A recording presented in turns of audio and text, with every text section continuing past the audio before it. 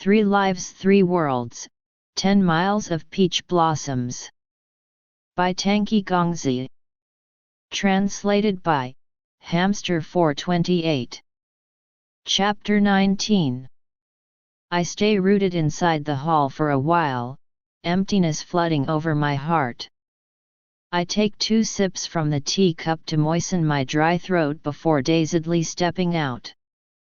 Since Jipo Deng is at Yehua's, I don't have to make another trip to Zhikongtian. It lessens some of my burden, but my mind's still not at ease. Yehua's lonely shadow flutters before my eyes while something tugs at my heart. The 2 maids take me back on the old path. Because Dai Iong's looks aren't at all like Moi Wan's, I forego stopping by Fuying Palace to visit him again. The maids take me over to the smaller manor next door so I can rest. Zihai Dongjun is rather negligent in naming his buildings, unlike the creative Donghai Shuahun. For example, there are 2 small manors to the left and right of Fuying Palace. One has ruby red quince grown outside, so it's called Hunglu, Red Manor. The other has banana trees with luminous blue leaves, so it's called Qinglu, Blue Manor. Poor me has to stay at Qinglu. This place lives up to its name.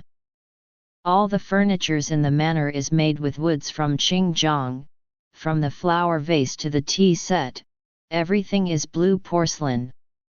Even the maids wear blue, blue everywhere before my eyes. How cruel! My head spins from looking at the blue-robed servants. I send them downstairs to pull the weed. The room is also bright lit, making my head blanks out even worse. At this moment, the window behind me suddenly creaks. I lift my eyes. So the all-important guest that Zihai Shuahun was so hasty to welcome wasn't exactly the lotus-seated Buddha from the West. I take a teacup and turn around to give him a perfunctory greeting. "Fourth brother, have some tea." His eyes examine me from head to toes before taking the cup. Then he blinks his eyes as he says, "Aren't you our family's young lady? Why are you dressing like a man?" I bring my eyes around the room once and give him the honest answer, "Jian told me to." The tea spits out from his mouth. He wipes it with his sleeve and says with unchanging expression, "Well, I think you're much prettier like this." He takes a seat on the big Xinjiang wood chair and says, "What's wrong with your face? It's so pale. Are you unhappy that Moi Wan is coming back?" I touch my face and reply with happiness, "Of course I'm happy. I'm finally at ease now." He knits his brow, "Then why do you look as if you've lost your mind?" I crinkle my nose and smile, "I've just used the seeking soul technique and I haven't recovered yet." His bright eyes still stares squarely at me. I smile and add, "I also had a stupid fight with Yehua this morning, twice." I think it's best to tell him before he hears it from Jian, Migu, or Bafang. Fourth brother has become such an expert at the gossip mill after spending so long a time with Jian. Although he's only a student in the trade, he's surpassed his teacher and is many more time a master compared to Jian. After I finish, he gives me a strange smile and says, "This thing between you and Yehua, naturally I'm on your side emotionally. But Yehua isn't wrong when you think about it logically. Ali is only a little kid. You got him drunk and after half a day still didn't say a word to Yehua. The dragon family in heaven has never been geniuses. With their poor medical skills, it's natural he'd be worried to see his precious treasure knocked out drunk." At this point he reaches out to pat my head. Usually you'd only laugh things like this off. But this time you lost all your cool and even offended his mistress. Ha, I really applaud your actions this time. But just out of curiosity, doing these strange things, are you by any chance jealous? I'm shocked. A bulb goes on in my head. It's been 2 days since my heart has periodically twinged in pain. I also haven't been as generous as usual. I got irritated every time I see that admirable Sujin. I couldn't stand the little doe's father's scoldings either. Then I lost my mind for half a day today. Me? Jealous? And it lasted this long even though it's my first time being jealous? And I've no clue even though it has lasted this long. The teacup falls to the ground and results in a crashing sound. Fourth brother jumps up to avoid it. He nods and says, "You're jealous? All right." I defend myself, "No, it can't be. I'm 90,000 years older than he is. If I had hurried, my grandkids would be his age. I've always felt sorry for him and wanted to get him a few pretty mistresses. Also, that day when he confessed his feelings, if I had loved him at all, shouldn't I have felt something when he confessed?" Fourth brother's eyes shine brightly. "He confessed to you? He's got pretty good eyesight to pick out our family's precious jewel with just a glance." Then he says, "Age is not a big deal as long as you look compatible. I think you two look great together. About your promise to help him look for a mistress. Jian also promised to find me a spouse. But look at me, it's been years and I still don't have a wife. He doesn't think there's a single woman out there who's good enough for me." Then he pats my shoulders like it's coming from an experienced person. "Even though you're my sister, I still have to say this. You were born slow. You're not a half-bad fairy, but you're such an idiot when it comes to love. The sort of exciting romance might be too passionate for you. The slow continuous sort like persistent rain might suit idiots like yourself better." The veins on the side of my forehead twitch several times. My brother lifts a teacup up and smiles. "I heard Migu says that Yehua stayed in King Kaihu for 4 months. This persistent rain's a bit short, but let me ask you a question. If he doesn't come to King Kaihu anymore, is there any regret on your part?" "Never mind, you're slow to understand anyway. It'd take you another 10,000 years to figure out whether you have any regrets or not. Let's say it this way, if he leaves, is there any habit you would miss?" I didn't care too much at first when Yehua stayed at King Kaihu. But because I thought we'd get married and stay together sooner or later, I followed whatever he wanted. He'd drag me out for morning walks, I'd help him with cooking meals, I'd read novels while he does his work, we'd play chess at night. I thought we'd be like that forever after we get married, so I became used to it. It hasn't been 4 months, but now that fourth brother asks, how did I pass my days before Yehua came to King Kaihu? My heart becomes heavier. Fourth brother laughs and says, after Moi Wan wakes up, let's ask our parents to remind Tianjun and hurry this marriage along. Thanks to your brother's rare wisdom today, you've admitted to your feelings for Yehua.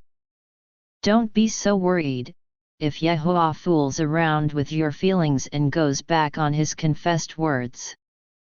I perk up my ears to hear what would happen to Yehua if he goes back on his confession, but my brother only lays the teacup loudly on the table and says, how glad I am to see you like this. I'm leaving. Then he pushes the window open and disappears in a blink of the eye. I sit and think carefully over the things fourth brother said. I'm more afraid during this short time span than I have been in all my life. Fourth brother is right. Even though I've always thought I should find Yehua some pretty mistresses, I've never found one I think is good enough for him. If I had really fallen for him, then when did these feelings started? I stand there in the empty room for a long time and still can't find the answer. I try going to bed but sleep won't come. I feel it's best to come take the Japodang from him tonight and make up with him. At night, when I come over to Yehua's manor, he is sitting on the stone chair drinking wine. On the stone table is a jade wine bottle. On the ground are 7 or 8 more, reflecting the green corals nearby. Yesterday when the little doe got drunk, Nana complained that the little prince's low tolerance was inherited from his father's. I've never drank with Yehua before, so I can't tell how well he holds his liquor. But he can't be half bad if he can still hold his cup so steadily after that many bottles. He sees me and instantly stands up, rubbing his forehead at the same time. "Ah, you're here to get the Piecing Soul lantern." His body stumbles a little and I quickly rush over to catch him. But he stops me from reaching him and tells me, "I'm okay." The manner Zihai Shuahun gives him is quite large. From his seat to the inner hall takes about 500 steps. There's no major turbulence on his face. It's just a little paler, and his long hair is a little tangled. I wait for him to turn into the hall before following behind. His steps in front of me seem pretty steady, as if the one who just stumbled a moment ago was someone else entirely. He's a bit slower than normal, sometimes he'd raise his hand to rub his head. Yet, maybe he is drunk. But to still keep his composure even while drunk is such a Yehua thing to do. There is no servant inside. I pull a chair and sit down myself. When I lift my head, his heavy eyes are already boring down in front of me. His eyes are very beautiful, on top of that they're greatly sharp. Within his eyes are deep quiet gleams perfectly suitable for his unsmiling face. So cold, like the supreme dignity of Zhukongtian. I usually can say the right thing according to people's facial expressions. But today's proving a little difficult. We look at each other for a long time before I can see through the coldness a certain melancholy and degradation in his eyes. He turns his gaze to the side and remains silent. Then he turns his palm.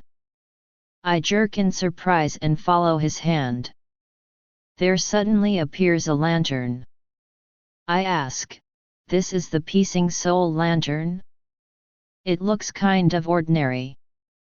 He gives the lantern to me and says with composure, "Place it in Dai Iong's bed for 3 days. Remember to not let the light go out and Moiwan's soul will join back perfectly. Protect the light well so that nothing will affect it in those 3 days." I nod and say, "Of course I'll protect it well. I won't be careless." He remains in silence for a little while and says, "I was excessively worried." "When haven't you ever been careful when it comes to Moiwan? Japodeng is a holy treasure from the Heaven family. It should be honored somewhere in the Heaven Palace, in that full of rules and regulations Zhukongtian. I'm a little suspicious that Yehua can keep the Japodeng even though Tianjun is still alive and kicking. If I were to borrow it myself, I'd have to wipe all of their debts toward King Kaihu to bargain for it.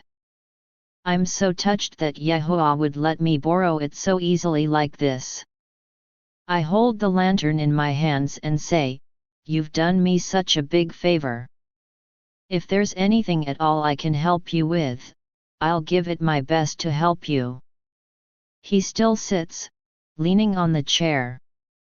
With a tired expression, he knits his brow and says, "There's nothing I want." His expression is paining me. I awkwardly say, "There's really nothing you want? If you don't want anything, then I'll leave now." He instantly raises his head and looks at me for a long time, then with that same expression he unhurriedly says, "What do I want?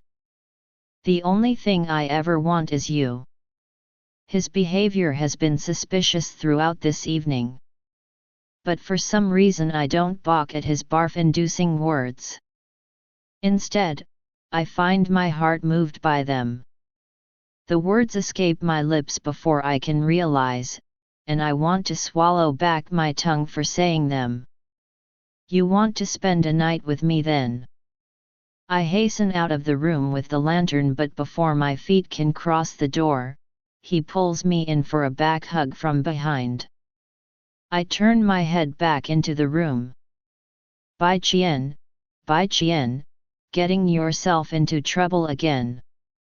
The smell of alcohol from Yehua's body shoots straight into my nose. I then say yet another outrageous thing. "Let's not stay by the doorway. Why don't we head over to the bed?" When he lowers himself down, his long free hair tickles my face. I lift myself up and starts to remove his clothes. His eyes look deeply at me. He holds back my hands as I try to take off his belt. Suddenly in my head, there flashes an image of someone within a foggy veil. There seems to be a bamboo bed, and the man with beads of sweat forming on his head nears the woman's ear as he whispers, "It'll hurt a little, but don't be afraid. I've lived for so long and have slept on many beds, but I've never used a bamboo bed before. I can't see clearly the woman underneath either, it's as if there are clouds circling around." Still lost in thought, I suddenly feel like there's something not quite right. I lift my eyes and look down. Ye gods, where have my clothes gone? He still lies on top of me. With burning flame blazing in his eyes, he casually tells me, "Your clothes are so hard to take off, so I used a bit of magic." I laugh, "Isn't it because you can't wait?" The night pearl radiates a soft light inside the chamber. It filters through the curtain and shimmers on his fair skin. His complexion resembles the porcelain color of the tea set at Fox Cave. It's not too livid, there's even a heroic scar left by a deep blade cut running from his chest to his waist. Yep, Yehua has a pretty amazing body. His low voice murmurs by my ear, "You're right, I honestly can't wait." I wake up in the middle of the night with a blank mind. The brightness from the night pearl seems to have been lowered by Yehua's magic. I'm being held snugly in his arms, my face pressed against his chest where his scar is. I think about last night and can only remember the sight of curtains above our heads. He entwines me until we fall asleep, and I seem to have heard him say one last thing, "Even if in my life I can only rightfully touch you this once." Regardless if it's because of the lantern, or because of Moi Wan, I still don't have any regret. I'm not sure how accurate these words are. Recently there appears many confusing things in my head, so I don't even know if it was one of my hallucinations. Yehua sleeps soundly. I suddenly woke up and can't go back to sleep. I gently caress the scar on his chest and recall a rumor. They said 300 years ago the Sea Dragon clan from the South Sea wanted to secede into its own kingdom. Nanhai Shuahun couldn't engage in war alone, so he requested for help from Zhuokongtian. Tianjun decreed Yehua to command an army and quench the rebellion. But surprisingly the sea dragons were so powerful Yehua almost lost his life in Nanhai. I rarely left King Kaihu's, so I didn't know much about this story. As I think about that event, Yehua has woken up and softly asks me, "Aren't you tired? Why aren't you sleeping?" I could never hold back any question within my heart. I stroke the irritating scar on his chest and finally ask him. His hold on me becomes rigid. His voice floats away like the wind. The result of that battle didn't matter. Their race was wiped out and I didn't get what I wanted either. We both lost. I tease him, "You almost lost your life in Nanhai. Since you brought back your life, you wanted special treatments." He nonchalantly replies, "That's because I went easy on them at the last minute. How could they have injured me with their quickness?" A boom goes off in my head. Went easy? You purposely wanted to die. His arm still holds onto me snugly. I just wanted to deceive Tianjun. Ah, so you pretended to die. Then I ask, surprised, you didn't want to be Heaven's crown prince anymore?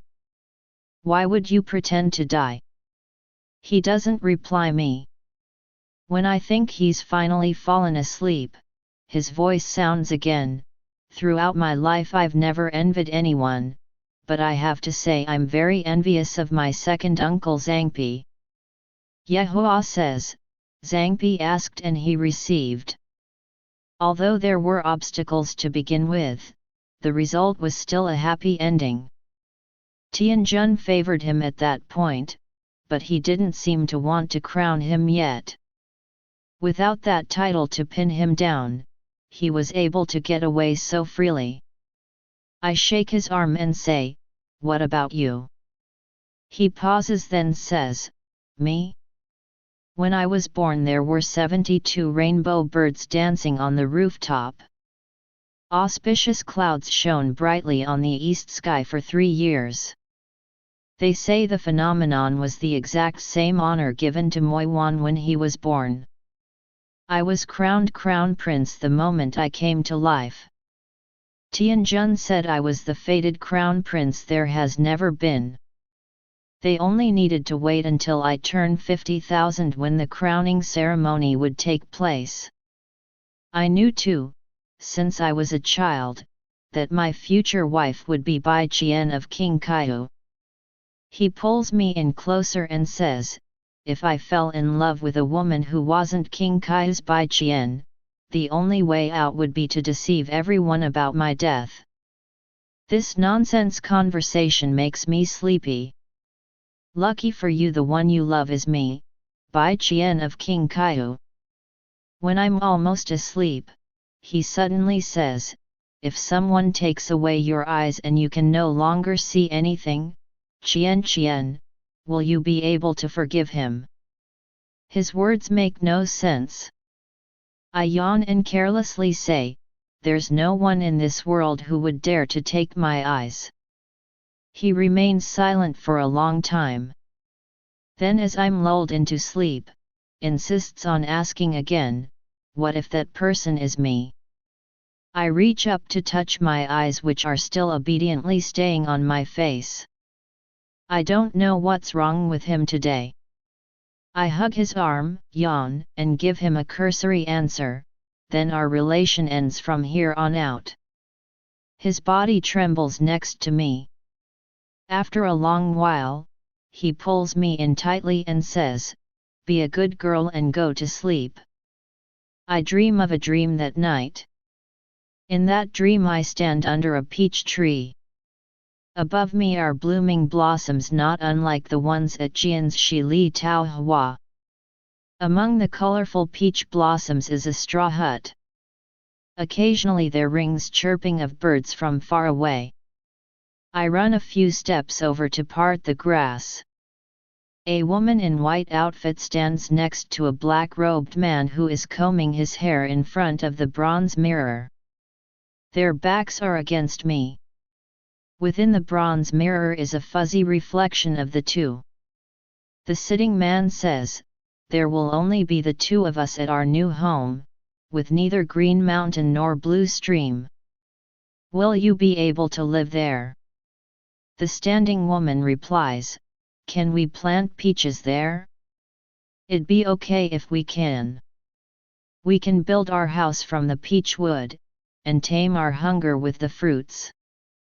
But isn't it good here? You've only fixed our house a few days ago. Why are we moving elsewhere?" The man remains silent for a while and at last says, "That place and our mountain are a bit different. I'm not sure if we can plant peaches there. But if you want to plant some, then we'll try to plant some." The woman stands in thought for some moment and all of a sudden bends down to hug the man's shoulders. He turns around and looks at her. They then kiss. I still can't see their faces too clearly. They kiss passionately, but since I want to see their faces and knowing that this is only a dream, I don't care to avoid the scene. I stand there with my eyes wide open and see the couple leading each other over to bed.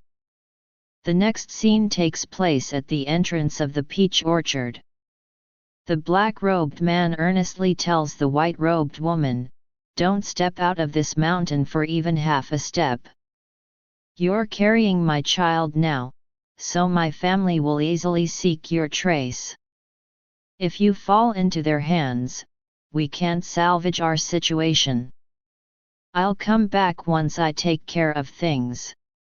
"Right, I've thought of a way to plant peaches." He then takes from his sleeve a small bronze mirror and places it into the woman's hand. "If you feel lonely, look into the mirror and call my name. If I'm not busy, I'll talk to you. Remember, don't leave the peach orchard." The woman nods her head. Only until his shadow disappears does she softly sighs and says, "We've bowed to heaven and earth at Donghuang, but you won't bring me back to your family. It's like I'm someone's mistress. Now we're even on the run with a baby inside. How tiring. I don't know what's going on." Then she shakes her head and turns back toward the house. I shake my head too. I can tell they're a mortal and a fairy in love. From the beginning of time such romance has rarely worked out. She wobbles back inside. The scene before my eyes whirls and changes again. Still the same peach orchard, but the blossoms have withered by half. The low moon hangs between the entwined branches. A sense of bygone time which makes one melancholic. The white-robed woman holds up the bronze mirror as she calls out a name softly.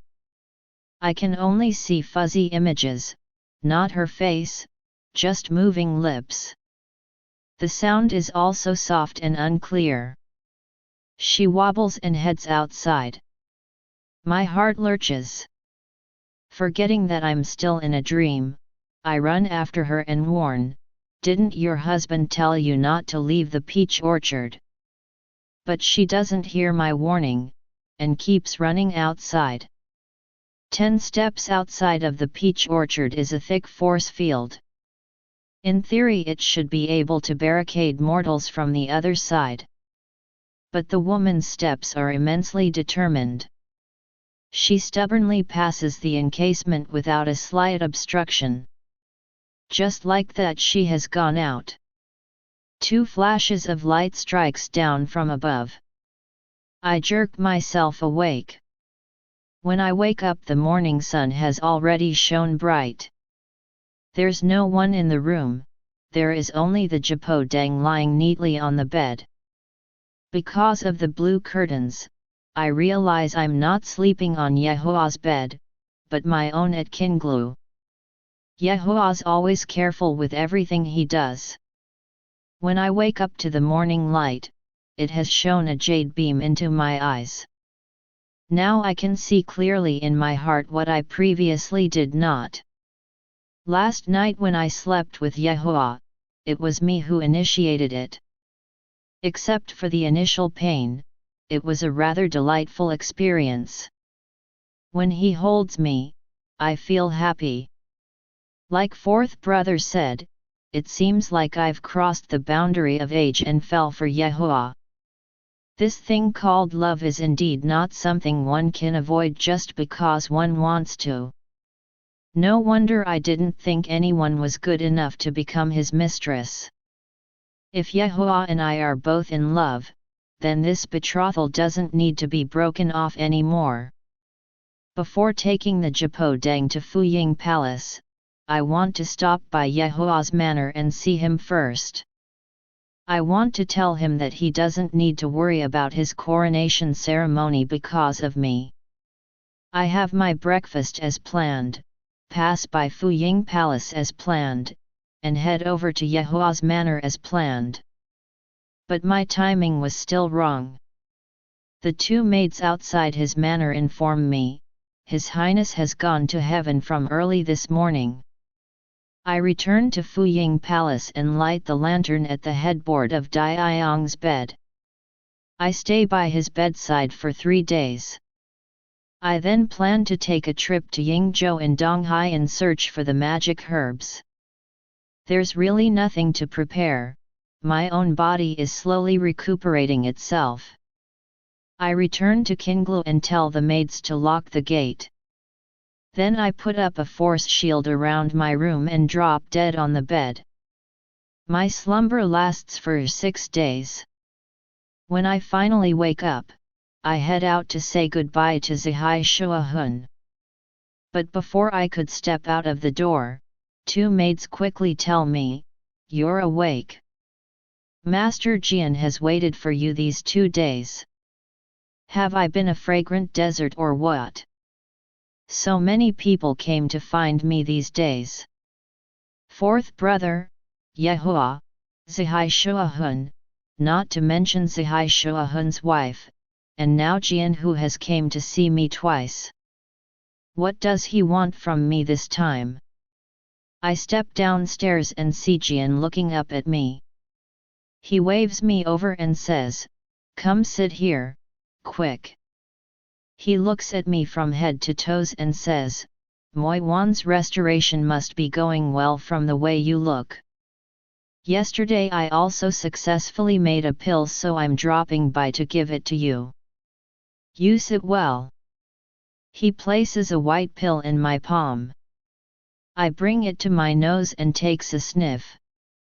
There's a fragrance of the magic herbs. I widen my eyes and say, Hey. Did you use your life energy to make this pill? How did you know I want to use my own life energy to give to Moi Wan?" Then I study him. "You went to Yingzhou but you weren't injured by the 4 guarding animals." He lightly coughs and says, "What? You still want to use your own life to help Moi Wan? If I still remember, you were gravely injured that time you sealed away Jing Shang.